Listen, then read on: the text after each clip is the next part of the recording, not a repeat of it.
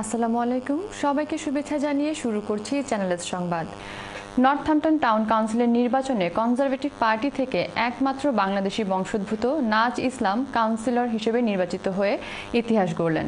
নাজ ইসলাম দীর্ঘ ২৫ বছর ধরে বাংলাদেশি সহ সব কমিউনিটিতে নানা সেবামূলক কাজ করে যাচ্ছেন। তাকে কাউন্সিলর নির্বাচিত করায় কৃতজ্ঞতা প্রকাশ করেছেন। বিস্তারিত জানাচ্ছেন এহসানুল ইসলাম চৌধুরী শামীম।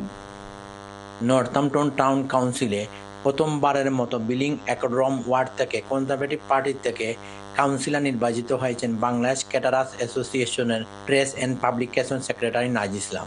বুধবার সকাল 10:30টায় নর্থহ্যাম্পটনের গিল্ড হলে টাউন কাউন্সিলের ক্লার্ক স্টুয়ার্ট কাটারের কাছে গিয়ে সাইন করে তিনি তার দায়িত্বভার গ্রহণ করেন। ফ্রেন্ডস ফ্যামিলি আমার বন্ধু আহলতরে জানাইতাম চাইতাম থ্যাংক ইউ, আপনারা ক্যাম্পেইন করছেন আমার লাগে, আইসন সাহায্য করছেন সবসময়। আমি অনেক আপনারা লাগে কাজ করব।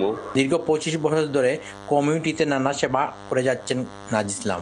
তিনি প্রথম নর্থহ্যাম্পটন ইউনিভার্সিটি ও গিল্ড হলে বাংলাদেশের জাতীয় পতাকা উত্তোলন করে ইতিহাস রচনা করেন। লাস্ট 25 বছর ধরে আমি বাংলাদেশি কমিউনিটি সব কমিউনিটির লগে আমি একটা এঙ্গেজ করছি আর সেবা করছি। অনেক আপনারা আমার লগে ইয়া যোগাযোগ করুক, আরও সেবা করবো ইনশাল্লাহ। নাজ ইসলামের দীর্ঘদিনের স্বপ্ন ছিল কাউন্সিলর হওয়ার।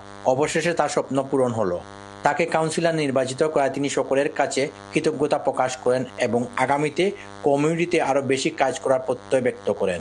আমার সবসময় একটা স্বপ্ন আসলো, আমি পাস করতাম কাউন্সিলর, আর ওটা অনেক জয় লাভ করায় আমার খুব একটা গ্রেট ফিলিং আইছে।